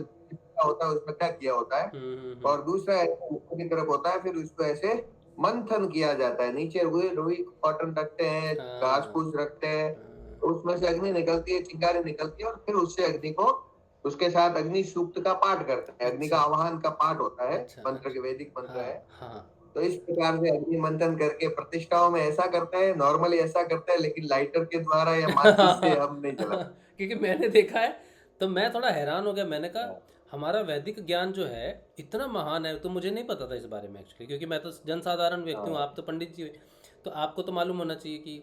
तो मैंने देखा, मैं बड़ा हैरान हुआ। मैंने कहा इतने लोग सम्मान से इतने इतने पैसे दे के करते हैं, तो अगर शुरू अग्नि ही प्रस्तुत नहीं हुई तो कैसा यज्ञ हुआ? क्योंकि वेदों में जो कठोपनिषद है उसके अनुसार जो मैं पढ़ रहा हूँ, जो यमराज की व्याख्या है, वो कहते हैं कि जो साधु संत हैं जब वो गुफाओं में जाके ध्यान करते हैं, जिस मंत्र का जाप करते हैं, वो उसे परब्रह्म मान के करते हैं, तो वो परब्रह्म है। लेकिन जो ग्रस्त व्यक्ति है, जो इस तरह से साधना नहीं कर सकता, जब वो किसी प्रकार का यज्ञ अपने घर में करवाता है, तो जो वो अग्नि प्रकट होती है, वो वही परब्रह्म है जो उस साधु के लिए गुफा में बैठ के जो मंत्र जपता है उसके लिए वो, और ग्रस्त के लिए यज्ञ में जलने वाली अग्नि ही परब्रह्म है। क्योंकि जो भी आहुतियाँ दी जाती हैं उस अग्नि में दी जाती हैं, उस परब्रह्म को दी जाती हैं, इसीलिए वो अग्नि जो है वो आत्मा का घोतक है। इसीलिए उसका जो इसमें मैं आपको एक और बात बताऊंगा। एक और बात बताऊंगा। जो सभी जो सात्विक पंडित तो नहीं करते हैं, लेकिन अग्नि को प्रकट भी करते हैं। जल का तांत्रिक जो कार्य करते हैं ना, तो जल का छींटा अग्नि को प्रज्वलित किया जाता है। अच्छा, मंत्रों के द्वारा। अच्छा, ऐसी साधना है। अच्छा, है ना। लेकिन उसका मैं सच्चे बताऊं कि वो कोई साधना वाधना नहीं होती है। वो ये फास्फोरस और केमिकल मिलता है मार्केट के अंदर, जल कपूर उसको कहते हैं, और केरोसिन कपूर कहते हैं। अच्छा, उसको क्या करना उसको क्या भाई दुकान बंद करवाओगे पंडितों की? नहीं, देखो सत्य सत्य सत्य होता है। मैंने ऐसा कभी नहीं किया। एक बार किया था, फिर वो मतलब उचित नहीं लगता है ना हमें। उचित उसको भी तो हमारे मन को भी तो स्वीकार्य होना चाहिए। सीखा जरूर मैंने, मुझे पता है क्या होता है पूरा, मैंने केमिकल लाया भी था। अच्छा, उसको ऐसे ही प्रैक्टिकल, मैंने और नाथू जी ने मंदिर में बैठ के खाली प्रैक्टिकल करने के लिए किया था। अच्छा, कैसे होता है ये, लोग कैसे करते हैं तांत्रिक या जो, क्योंकि बहुत ठग विद्या होने लगी है इस मामले में। अपना धर्म इसी से बदनाम हुआ है। सनातन धर्म को कौन कौन कर रहे हैं ये बातें। तो क्या होता है, केमिकल मिलता है, ज्यादा महंगा भी नहीं आता है, उसके टुकड़े करके रखे जाते हैं। उसके ऊपर जैसे ऐसे ही मंत्र कुछ भी बोल दो, चाहे बाम डूम बोल के पानी का छींटा मारेंगे ना, तो धीरे धीरे धुआं उठता है, और उसके ऊपर फिर वो अग्नि प्रज्वलित हो जाती है। सोडियम में जब पानी डालते हैं तो वो अग्नि पकड़ लेते हैं। ऐसा कोई मंत्र नहीं है कि जिसके कारण ऐसे अग्नि पैदा होती है। ऐसे कई चीजें हैं, कई चीजें हाथ में ऐसे आइटम देते हैं, हाथ गर्म होने लगता है, क्योंकि जैसे ऐसे सोडियम आपने बोला ना, कोई व्हाइट केमिकल आता है, वो हाथ में रखते हैं ना चावल में, उसको चावल के ऊपर उस केमिकल को डाल के रखते हैं, फिर अपने जेब से वो तांत्रिक लोग निकाल के आपको हाथ में देते हैं। तो आपके हाथ में तो पसीना होगा ही, मुट्ठी बंद होगी, जैसे ही पसीने वाला पानी उसके टच में आएगा, हाथ जलने लगेगा, हाथ ऐसे झटकेंगे तो कहेगी इसी में भूत बैठा है, इसी में वो प्रेतात्मा बैठी है। ये सारा बहुत तक हमने बहुत देखा, बहुत ऐसे उसके कांटेक्ट में रहे हैं। इसलिए मैंने आपको के अंदर से हम गुजरे हुए हैं। पूरा तंत्र विद्या, और गुरुदेव ने वो स्पष्ट किया कि बेटा मेरे से बड़ा कोई नहीं है, सब झोल झाल है बेटा, तेरे को तेरी मुसीबतों का फायदा उठाया जाएगा। सही बात है, ये बड़ी बड़ी अच्छी चीज़ है जो इन्होंने बताई है। और मुझे भी आज देखो, ये सारा ज्ञान हमारा वेदों में है, उपनिषदों में। आज जो मुझे प्राप्त हुआ, जो नरहरि भाई से हम बात कर पा रहे हैं, तो मुझे आज पहली बार पता चला कि यज्ञ की अग्नि आत्मा परमात्मा का घोतक होता है, और जो आहुतियाँ उसको चढ़ती है। जब गुरुदेव कहते हैं ना कि मैंने गायत्री का जप किया और प्रॉपर उसमें ये दिया, आहुति दी, तो आहुति परम परमात्मा को देता है, ये ग्रस्त के लिए है। और जो सन्यासी होते हैं उनके लिए अलग साधना है, वो न मंत्र को ही मानते हैं या साधना को ही परब्रह्म एक लक्ष्य मान के चलते हैं। तो ये मैं सोच रहा था, मैंने कहा नरहरि भाई से क्लियर करेंगे कि ये सिस्टम क्या है, क्योंकि अग्नि के कई रूप हैं। जैसे इन्होंने कहा कि अगर 7 दिन का करना हो अनुष्ठान तो वो अरनी से करते हैं, अरनी अग्नि बोलते हैं। इसी तरह जो कठोपनिषद में कही थी, जो देवताओं की प्राप्ति कराता है या उस ब्रह्मलोक की प्राप्ति करवाता है, उसे नचिकेता अग्नि बोलते हैं। तो इस तरह से अलग अलग अग्नियाँ हैं, और उनको प्रकट करने के अलग अलग ढंग भी हैं। जैसे अभी इन्होंने बताया कि कपूर से करते हैं, और फिर वो एक कुमारी कन्या या कन्या कोई, जो जैसे भी उनका विधान है, वो सर को ढक के आती है और वो अग्नि को अंदर लेके जाती है, तो उसके साथ वो प्रवेश करती है। तो ये हमारा वेदांत है। इसीलिए कहते हैं कि जो आप नाम जपोगे, ध्यान करोगे, तो वेदांतों का असली रूप आपके सामने प्रकट होगा। मैं नहीं जानता था आज तक, तो मैं आज जानता हूँ आपके सामने बैठ के कि अग्नि का क्या महत्व है। तो आज वेदांत प्रकट हो गया सामने, खोया हुआ ज्ञान प्रकट हो रहा है मेरे सामने। तो ये योग से हो रहा है कमाल का योग, राइट। ये भी एक तरह का परिवर्तन है, एक जानकारी, ज्ञान प्राप्त हो रहा है। बहुत बढ़िया। चलिए, और कोई गुरु भाई सिद्ध योग पे, अब है सिद्ध योग पे कोई किसी का? मनोज जोशी कह रहे हैं तिल के तेल का दीपक जला सकते हैं क्या?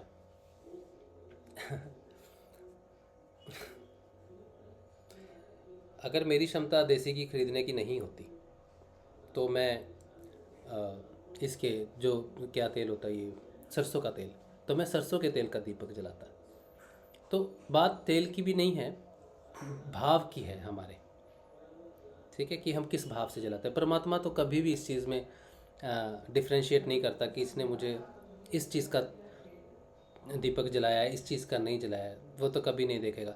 हमारी भावनाओं में हो सकता है, या लोग कह सकते हैं कि अगर घी का जलाओगे तो आपको ये प्राप्ति होगी, इसका जलाएंगे तो ये प्राप्ति होगी। अगर मैं अपने परमात्मा के लिए प्रज्वलित कर रहा हूँ, आत्मा का घोतक मानकर, ज्ञान का घोतक मानकर उसे प्रज्वलित कर रहा हूँ, तो वो नेचुरल आएगा उसमें। तो मेरे को लगता नहीं उसमें कोई दिक्कत होनी चाहिए। आप चाहे तिल का जलाएं, चाहे इसका सरसों के तेल का हो, या फिर कोई भी तेल का हो, ठीक है। लेकिन ज़्यादातर हम लोग जो भगवान को भोग चढ़ता है, जो ईटेबल होता है, जैसे ये तिल का तेल भी है ईटेबल, घी से बाबा को चढ़ता है। जामसर समाधि में जो हमारे वहाँ पे दिया जलता है, या फिर गुरुदेव के चलता है ना, तो उसको देसी घी का दिया जलाते हैं।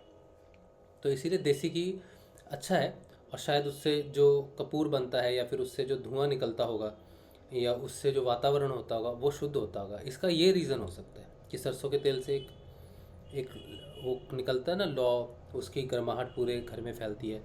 देसी घी जलने से कुछ ज़रूर ऐसी निकलती होंगी चीज़ें, तो इस चीज़ का प्रभाव पड़ सकता है, मुझे ऐसा लगता है। अदरवाइज़ अगर हमारा मन प्रभु के लिए है तो फिर कोई फ़र्क नहीं पड़ना चाहिए। लेकिन अगर आपके पास ऑप्शन है घी की, तो घी जला लीजिए, नहीं तो फिर तिल का तेल है तो उसी से चलाइए। बाकी मुझे इस चीज़ का ज्ञान नहीं है भाई, नरहरि भाई को हो सकता है प्रॉपर विधान। नरहरि भाई ये पूछ रहे हैं कि तिल के तेल का दिया जला सकते हैं क्या गुरुदेव को? हाँ, इसमें ये है कि हमारे उत्तर भारत में सभी मंदिरों के अंदर शुद्ध गाय का घी जो होता है उसका दिया करने का ऐसे प्रावधान है। और दक्षिण भारत में जितने भी मंदिर है वहां पर घी को अपवित्र माना जाता है, चर्बी माना जाता है। इसलिए दक्षिण भारत में हम जैसे चंदी वगैरह है, तो उत्तर सारा है तिल के ही दिए होते हैं। अच्छा, मंदिरों में वहां पे घी निषेध है, घी का यूज नहीं करते दक्षिण भारत में। हाँ, दक्षिण भारत में मंदिरों में तिल के तेल के दोनों तरफ दिए जलते हैं। मंदिर में लाइट नहीं होती है, दिए ही जलाए जाते हैं, और तिल के तेल के होते हैं। और इसमें सबसे महत्वपूर्ण बात ये भी है कि अभी जब हम गाय का चित्र बना हुआ अगर बाजार से खरीदते हैं तो वो कोई किसी प्रकार से गाय का घी होता ही नहीं है। ठीक है, हम मानते हैं कि गाय का घी है, इसलिए उससे बेहतर ये है कि जो तिल का तेल जो अभी आ रहा है वो आ रहा है। उसमें भी दो प्रकार के आते हैं। एक तो जैसे लिखा आता है कि अखाद्य तिल्ली का तेल, वो मिलावट वाला होता है। अखाद्य स्पेशली लिखा होता है, तो लोगों को सस्ता चाहिए इसलिए दिया जलाने के लिए वो लाते हैं। बाकी जो खाद्य तिल्ली का तेल आए तो वो शुद्ध हो सकता है, अच्छी कंपनी का हो, या जैसे पतंजलि का भी आता है, घाणी का होता है, जो बिना मशीनरी रिफाइनरी बिना रिफाइन किया आता है, तो वो सबसे पवित्र है। या ऐसी कोई सुविधा पास में हो, ऐसे घाना बोलते हैं उसको, तो वहां पे तेल निकाल के देते हैं, तो वो सबसे पवित्र है। यानी शुद्ध होना चाहिए, प्योर जो चीज होगी ना वो कार्य करती है। ये प्रकृति के अंदर पॉजिटिव ऊर्जा देती है। ये हवन करना, ये सारी जो चीज है ना, ये सिर्फ प्रकृति के लिए है, यानी इस माया संसार के लिए है। निरंकारी संतों के लिए यज्ञ का कोई महत्व नहीं बताया गया। हाँ, अंतर्मुखी हो जाते हैं फिर। अंतर्मुखियों के लिए नहीं है, गृहस्थियों के लिए यज्ञ प्रकृति को करने का मूल माध्यम है। और देवताओं को, जैसे हम कहते हैं ना, उस देवता की आहुति दी, उस देवता को जैसे नवग्रह की अलग अलग आहुतियां होती है, अर्क, पलाश, खदीर, अपामार्ग, शमी, दूर्वा, है ना। तो ये सारी अलग अलग प्रकार की गैसेज निकालती है आहुतियों के द्वारा, जिससे वहां का वह वातावरण पवित्र होता है। जैसे किसी में भूत प्रेत ऐसी बाधाएं होती है, तो प्रैक्टिकली गूगल धूप होता है ना, तो उस धूप का धुआं जाता है, उस धूप को उसके घर में किया जाता है, तो धीरे धीरे वो रुद्र का रूप होता है, इसलिए उस प्रकार की नेगेटिविटी को वो दूर करता है। बच्चों को एक होता है ये सर्दी के मौसम के अंदर ये अस्थमा टाइप का कफ जमाव ज्यादा हो जाता है, तो एक धूप है, उस धूप का क्या नाम होता है, लोगान धूप नाम होता है, लोगान धूप, है ना। तो उसको क्या करते हैं कि धूप को करके फिर एक खाली लोटा उसके ऊपर ढका जाता है, उसके अंदर वो धूप का धुआं आ जाता है, फिर उसके अंदर पानी मिलाया जाता है और बच्चों को पिलाया जाता है, और घर में वो धुआं करने से वो बैक्टीरिया मर जाते हैं जो अस्थमा और कफ फैलाते हैं। अच्छा। तो छोटे बच्चों के लिए वो मतलब लाभकारी होता है। एक मिनट, किसका माइक खुल गया? माइक बंद रखो बच्चों। वो सोनी। तो वो लाभ मिलता ही है। तो इस प्रकार से हमारा जो वैदिक विधान है ना, वो सारा साइंस बेस्ड है। प्रकृति के अनुरूप और प्रकृति के अनुकूल वातावरण अगर नहीं है तो उसको कैसे क्रिएट किया जाए, वो सारा सिद्धांत है। किया जाता है यहाँ पे जैसे बाधाएं होती है, नेगेटिविटी ज्यादा होती है, नाना प्रकार की ऊर्जाएं होती है, घर में अशांति होती है, तो यज्ञ कीजिए, तो यज्ञ का धुआं होता है वो महत्वपूर्ण है। लेकिन अगर शॉर्टली यज्ञ करते हैं और इकोनॉमिली मतलब सस्ते में काम लेते हैं, तो फिर वो ऐसे फॉर्मेलिटी ही होती है, फिर वो यज्ञ नहीं होता है, उसके अंदर शुद्ध वस्तु नहीं होती है। इसके अंदर यज्ञ की औषधियों की लिस्ट है हमारे पास है, जो बहुत ही, ये जो गिलोय वगैरह आ रही है, अपन तो अभी गिलोय का महत्व समझ रहे हैं, हमारे तो यज्ञ की आहुति के अंदर मुख्य चीज ये आती है। यज्ञ कौन से मौसम में कौन सी वस्तु से यज्ञ करना, ये भी अलग अलग है। तीनों मौसम में ये अलग है। सर्दियों में यज्ञ करना है किसी के घर में है तो उसके अंदर अलग वस्तु आएगी, गर्मियों में है अलग आएगी, बारिश की ऋतु है तो उसमें अलग आएगी। अच्छा। उसका पूरा विधान है, पूरे मंत्र में लिखा हुआ है किस समय कितनी मात्रा में ये चीज मिला के करना है। हमारा वेदों का ज्ञान कैसे लुप्त हुआ भाई, इसीलिए किसी को रिजल्ट मिलने बंद हो गए और लोगों का वेदों से विश्वास उठ गया। अब योग के द्वारा हमें समझ में आ रही है वो चीज़। सही बोला था गुरुदेव ने, योग और वेदांत ही पूर्ण दर्शन है। अगर एक रहेगा तो वो पंगु हो ही जाएगा धीरे धीरे। ठीक, सही भाई, सही बात, बहुत बढ़िया। हम इसको ऐसे भी समझते हैं कि जैसे कहते हैं ना कि किसी के बृहस्पति कुंडली में कमजोर है, किसी का शनि कमजोर है। जैसे बृहस्पति कमजोर है यानी उसके अंदर बृहस्पति से आने वाली रेज कम है, तो उसको येलो कलर दिया जाता है, पुखरा रत्न पहनाया जाता है। तो उसका भी यही कारण है कि शरीर के अंदर उसमें ऊर्जा का कमी है, तो वो उसको पूरी की जा सके। अगर वो उसका नकारात्मक है, कोई ग्रह नकारात्मक है, तो ऊर्जा को निकाला जाएगा। हाँ, तो निकालने के लिए उससे दूर रहना, उस वस्तु को भोजन में नहीं खाना, उस कलर थेरेपी नहीं रहना। हाँ। वो ऐसे घर के कलर नहीं होने, बेडशीट के कलर नहीं होने, ऐसे पानी की बोतल में पानी भी नहीं पीना, यानी सभी प्रकार से उससे बचना। अच्छा। लेकिन इसका अभी इतना प्रचार प्रसार नहीं होने का मुख्य कारण होता है कि इसका वापस इतना इकोनॉमिकल फायदा नहीं होता है, क्योंकि इतना सस्ता होता है, हर चीज फ्री होती है इसमें। हमारे वेदों के साथ फ्री है। अभी मैं वास्तु देख रहा था, उसके अंदर भी ऐसा है कि वास्तु के अंदर कोई विशेष दोष होता है तो उसको जानने की वैदिक विधियां तो बहुत सरल है। उसमें कोई यंत्र की जरूरत नहीं है, किसी मशीनरी की जरूरत नहीं है। अब कोई भी पंडित जी जाके बोल दे यहाँ खोद दे रहे हो दोष निकलेगा, तो उसको क्या तांत्रिक समझा जाता है, बकायदा वहां पे दोष निकलता है, क्योंकि उसके सुकन शास्त्र पर उसका कनेक्शन दिया हुआ है। लेकिन उससे क्या होगा, कोई 100-500 पकड़ा के रवाना कर देंगे और थोड़े मशीन लेके आओ, काम जाम करो, 25,000 लगेंगे, 50,000 लगेंगे, तो वो चलता है। क्योंकि लोगों को होगा चाहिए, सत्य नहीं चाहिए।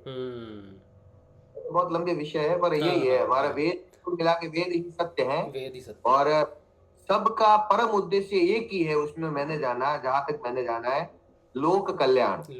दुखी लोगों का भला कैसे हो, ईश्वर की तरफ लोग कैसे आए, लोग की नेगेटिविटी कैसे दूर हो। मुख्य उद्देश्य सभी मंत्रों का, सभी पूजाओं का, सभी विधियों का एक ही है, लोक कल्याण, और दूसरा कुछ नहीं। लोक कल्याण, सही बात है, बहुत अच्छी बात है। चलिए, ये हमारा वेदांतिक ज्ञान है, ये हमारे सामने आ जा रहा है, नरहरि भाई के माध्यम से आ रहा है, क्योंकि हम उसको जाने, उसका ज्ञान हो हमें। हालांकि हमारे लिए उतना प्रयोजन नहीं है, लेकिन एक दिन गुरुदेव जरूर बताएंगे कि वेदों कहाँ पर इन चीज़ों का महत्व है। सिद्ध योग आने के बाद भी लोक कल्याण, जैसे इन्होंने कहा, मेरे अंदर प्रश्न उठा ही था कि इस विधियों को जान के भी हम इस ज्ञान को कैसे प्रकट करें। तो कई बार लोक कल्याण के लिए, जो कुछ लोग सिद्ध योग में हैं, कुछ लोग नहीं हैं, तो ऐसा समय भी आएगा जब कोई किसी को पता चला कि आने वाली कोई प्राकृतिक विपदा है, भूचाल है, भूकंप कहीं आने वाला है, बाढ़ आने वाली है। गुरुदेव कहते हैं आप उसको रोक नहीं सकते, लेकिन जान लोगे तो हानि कम होगी। मेरे को लगता है जब ऐसा समय आएगा कि पता चलेगा, तो भगवान से उस रूप से, एक सामूहिक रूप से प्रार्थना करने से, उससे, वैसे तो आंतरिक होने से ही बहुत बड़ी बात है, लेकिन कहीं ना कहीं आके चल के इस वेदांत जो ज्ञान है ये शिक्षा में आएगा। शिक्षा में आने से लोग जब अपने घर बनाएंगे, तो वो घर तो बाहरी कंस्ट्रक्शन है ऑब्वियसली, तो उसके लिए उसको जो वेदों के ज्ञान की ज़रूरत पड़ेगी। तो जो घर कंस्ट्रक्शन होगी वो सामान्य रूप से वेदों के अनुसार होगी। विद्यालयों में जो संगठन बनेंगे या विद्यालयों का जो पढ़ाई होगी वो वेदों के अनुसार होगी, ताकि उसका ज्ञान हो। तो जो ये वेद आएंगे हमारे बाहरी जगत में, जो चीज़ें हम कंस्ट्रक्ट करते हैं या बाहरी चीज़ों के ऊपर जब हम निर्भर रहते हैं, तो उसमें सब चीज़ों में वेदों का होना अनिवार्य हो जाएगा। जैसे किसी ने नया घर बनाना है तो ऑब्वियसली उस घर के लिए एक पूजा करने की, जैसे होता है कि घर में एक पूजा की जाए, तो वहाँ वेदांतों का ज्ञान साधकों को बहुत महत्वपूर्ण होगा, क्योंकि हमारा बाहरी जीवन भी तो है, संसारिक जीवन भी तो है। तो किसी चीज़ को प्राप्त करने के लिए नहीं, बल्कि किसी चीज़ का पुनर्गठन करने के लिए या किसी चीज़ की स्थापना के लिए, उस ईश्वर को साकार रूप में याद करने के लिए, साकार रूप में उसकी स्थापना करने के लिए, साकार रूप में उसके हिसाब से उस संगठन को आगे बढ़ाना या कंस्ट्रक्शन को आगे बढ़ाने के लिए वेदों की बड़ी ज़रूरत पड़ेगी। साधना के लिए, अपने लिए, अंतर्मुखी होने के लिए मंत्र जाप और योग काम आएगा, और बाहर के लिए वेदांत काम आएंगे। तो ये पूर्ण होगा, तभी अंदर और बाहर मिलाकर शांति प्रस्तुत होगी। पूर्ण योग होगा, जिसे गुरुदेव ने पूर्ण दर्शन कहा है। ठीक है, चलिए, और किसी का कोई प्रश्न है तो अच्छी बात है, नहीं तो फिर यहीं पे रखते हैं आज के सेशन को। निश्चित शर्मा भैया, पूरी कब बनेगी? कल बनी थी यार, आप सेशन करवा रहे थे मुझसे, उन्होंने पूरी खा ली, मुझे तो दी नहीं, मुझे नहीं मिली, तो इन्होंने कल खाई पूरी। अब कब बनेगी नहीं पता। अच्छा, मनोज जी कह रहे हैं हमारे यहाँ तापमान माइनस में चल रहा है, तब पूछा गर्मी में तो दिक्कत नहीं है, गुरुदेव के नियमित हवन कर सकते हैं घर में, कब करें, गुरुवार उत्तम है क्या? वैसे तो हवन करने की ज़रूरत नहीं है। अगर हम ये सोच रहे हैं कि हवन करने से मेरी साधना बढ़ जाएगी, तो नहीं होगा। हाँ, दिया जलाते हैं तो इसलिए नहीं कि मेरी दिया जलाने से भी साधना में वो फर्क नहीं पड़ता है। दिया जलाना तो बस एक प्रेम स्वरूप, एक गुरुदेव से प्रार्थना स्वरूप है, और कुछ नहीं। हवन तो हम इसलिए करते हैं कि हमारी कोई इच्छा हो, हम किसी चीज़ के लिए हवन कर रहे हैं। अब आपका हवन है नाम जाप। अगर आपके यहाँ पर माइनस में टेम्परेचर है और आप गर्मी करते हैं घर में, तो आप अंगीठी से कर सकते हैं, किसी भी चीज़ से कर सकते हैं, उसको हवन का नाम देने की ज़रूरत नहीं है, क्योंकि हवन की एक अपनी मान्यताएं होती हैं, एक पवित्रता होती है, एक अनुष्ठान होता है, एक एनवायरनमेंट होता है। तो हम 24 घंटे या हर रोज़ उस चीज़ को नहीं कर सकते, या हर वीक थोड़ा सा डिफ़िकल्ट हो जाता है गृहस्थ के लिए। तो मेरे अनुसार, अगर मेरा मत है माने अगर, तो ज़रूरत नहीं है हवन करने की गुरुदेव के लिए। नाम जप का ही हवन गुरुदेव ने कहा है कि उत्तम यज्ञ नाम जप का यज्ञ है, उसके अलावा कोई दूसरा हवन या यज्ञ की हमें साधना में ज़रूरत नहीं है गुरु भाई। ठीक है, आप वैसे ही हुई कर लो, गुरुदेव को दिया जला दो, वही हवन उसे मान के चलो, ये हो सकता है। ये तो मेरा मानना है। अगर फिर भी अगर आपको कुछ भी लगता है तो आप गुरुदेव की तस्वीर के सामने खड़े हो जाइए, गुरुदेव से प्रार्थना कीजिए, फिर जो भी मन में भाव आएगा, जैसा भी आएगा, आप वैसा ही करना। ठीक है गुरुदेव। हाँ, नरहरि भाई कुछ कहेंगे? हाँ, ये जो हवन का कह रहे हैं ना, तो इसके लिए भी हमारे जैसे शास्त्रों में भी एक इसका आता है कि चेतना के स्तर पर इन सारी चीजों का प्रभाव होता है। अच्छा, गुरुदेव ने जैसे कहा कि आप पर किसी ग्रहों का प्रभाव नहीं होगा, ऐसे मुझे कहा, दूसरों का नहीं, क्योंकि मैं खुद ही इसमें उलझा हुआ था। तो दूसरों का देखे तो उस राशि का आ जाए तो खुद के भी ग्रह देखने लग जाते हैं। तो मैंने कई बार सेशन में भी बताया कि जैसे स्वप्न आते हैं और उनका प्रभाव भी होता है, स्वप्न शास्त्र भी पूरा होता है। तो जब वो बुरा सपना मैंने देखा कि जिसका अर्थ ये होता है कि तीसरे दिन मृत्यु, उसका स्पष्ट लिखा हुआ, भगवान शिव या ब्रह्मा रक्षा करे तो भी वो नहीं बच सकता, ऐसा। लेकिन मैं नहीं मरा, है ना, तो उस समय मुझे ऐसे गुरुदेव ने जैसे बताया कि अब तुझ पर किसी प्रकार के स्वप्न का और शुकुन शास्त्र है पूरा, वेदों का छठा अंग है ज्योतिष का, उसके 6 भाग है, उसमें एक शुकुन शास्त्र होता है, जो पक्षियों का रेखना, सामने कौन आता है अचानक, जल का घड़ा लेके आए तो क्या होगा, ठोकर लगे तो, ये पूरा लिखा हुआ है पूरा, ये वेद का भाग है, मतलब ऐसे ही नहीं है, जो मूल है ना वो वेद का भाग है। तो उन चीजों का मुझ पर प्रभाव नहीं होगा, ये मुझे गुरुदेव ने जैसे बताया ध्यान अवस्था में। तो फिर मैंने उसको फॉलो किया और मैंने महसूस किया कि बिल्कुल सही, मेरे पे असर नहीं हो रहा है, शनि की 7.5 चल रही है, राहु चल रहा है, केतु चल रहा है, जो भी चल रहा है, सुकून कुछ भी हो गया, चल गए, उल्टा रुक गए तो प्रॉब्लम में फंस गए। ठीक है। फिर मैं एक कोई पुस्तक पढ़ रहा था, बहुत ही मतलब क्लासिकल बुक जिसे है ना, हमारे क्लासिकल बुक्स है उसमें, तो उसमें आया कि ये सारी चीजें चेतना, उन्होंने योग के आधार पर बताया, योग सूत्रों में, कि चेतना के स्तर पर ये सारी चीजें प्रभावित होती है। चेतना का स्तर ऊपर उठने के बाद उस व्यक्ति पर किसी प्रकार के वास्तु दोष का असर नहीं होता है, उस पर किसी 9 ग्रहों का प्रभाव नहीं होता है लेकिन उसको नुकसान नहीं होता है, उसको शुकुन शास्त्र का असर नहीं होगा, ये जो बाकी जितने भी शास्त्र है उसका प्रभाव उस पर नहीं होता है। ये मैंने जिस दिन जाना, वो मैंने जाना बहुत बाद में, लेकिन गुरुदेव ने ये चीज मुझे पहले रियलाइज करवाई, और उसके बाद ये लाइन मेरे आगे आई ऑथेंटिक ग्रंथ में कि उन पर प्रभाव नहीं होता। तब मैं समझ पाया कि गुरुजी ने कहा ना कि मैं कुछ नया देने नहीं आया हूँ, जो कुछ भी है पहले से उसको मूर्त रूप देने आया हूँ, अपनी शिव सिद्धांत को मूर्त रूप देने आया हूँ। तो हम यज्ञ करेंगे तो यज्ञ के पीछे तो बहुत सारी चीजें लगते हैं कि जो गुरु भाई कह रहे हैं यज्ञ करना है, फिर चले जाएंगे, तो वो असत्य नहीं है, वो भी सब चीजें सत्य है, लेकिन उससे चेतना के स्तर तक लाने कार्य है, वेदांत का कार्य है, आपको एक लेवल पर लाके खड़ा कर देना, प्रिपेयर करना है उसे आगे बढ़ने के लिए। तो सारे होम हवन पूजा पाठ व्रत उपवास ये सारी चीजें समझो एक सीढ़ी है, वो एक स्टेज पर जाकर रुक जाती है और वहां से हमारा योग शुरू होता है। हाँ, जब नाम जप का योग बोल दिया, नाम जप का हवन बोल दिया, तो हमारे लिए बाकी बाहर का हवन तो महत्वपूर्ण रहा नहीं है, हम तो सर्वश्रेष्ठ यज्ञ कर रहे हैं। क्योंकि हम, और फिर जब हम उस स्टेज से आगे आके हमने नाम जप और सदगुरु मिल गए हैं, तो ये होगा कि हम 10वीं में आ गए हैं और कह रहे 5वीं की पढ़ाई वापस करेंगे। आगे मैं 5वीं की किताब पढ़ूंगा, 4वीं की पढ़ूंगा, 3वीं कक्षा की पढ़ूंगा, वो बात हो जाएगी। इसलिए किसी भी बाह्य कर्म कांड में किसी भी साधक को इन्वॉल्व नहीं होना चाहिए। अगर कुल की परंपरा है, परिवारों की परंपरा है, उसमें निष्काम भाव से करते हैं तो ठीक है, लेकिन भाई ऐसा करने से मुझे कुछ लाभ होगा तो ऐसा उचित नहीं है। ठीक, ओके। तो यही बात है, आपको तो सर्वोचित यज्ञ दे दिया गया है, नाम जप का यज्ञ, जो स्वयं श्री कृष्ण कहते हैं यज्ञों में मैं जप यज्ञ हूँ। तो आप तो स्वयं श्री कृष्ण का यज्ञ 24 घंटे चल रहा है, वो तो थर्सडे शुक्रवार की कोई बात ही नहीं है। ठीक है, तो इस भ्रांति में नहीं रहना है आपको किसी भी प्रकार। ठीक है, प्रेम पूर्वक एक दिया जला दिया नियमित रूप से, वो एक आपका प्रेम भाव है। ठीक है, लेकिन उस चीज़ को आप ये मत समझो कि उससे साधना बहुत तीव्र गति से आगे बढ़ गई। ये मैंने गुरुदेव को एक भेंट दिया है फूल, तो गुरुदेव कुछ खास मेरे लिए कर देंगे, कुछ नहीं करेंगे वो। ये मेरा प्रेम है, अच्छी बात है बेटा। लेकिन इससे फूल से मेरी साधना आगे नहीं बढ़ेगी, फूल माध्यम नहीं हो सकते मेरी चेतना को। मैं अंतर्मुखी हूँ, तो मेरे अंदर के जो प्यार के फूल हैं, भक्ति के फूल हैं, प्रेम के फूल हैं, वो फूल काम आएंगे मेरे। ठीक है, तो मैं कहूँगा गुरुदेव मेरे पास कोई फूल नहीं है, मैं अपने भक्ति के फूल अर्पण करता हूँ, तो वो फूल मेरी चेतना को आगे बढ़ा सकते हैं। लेकिन अगर मैं कहूँगा कि गुरुदेव ये फूल की माला बहुत महंगी लाया हूँ, खुश हो जाइए, तो गुरुदेव कहेंगे ठीक है बेटा।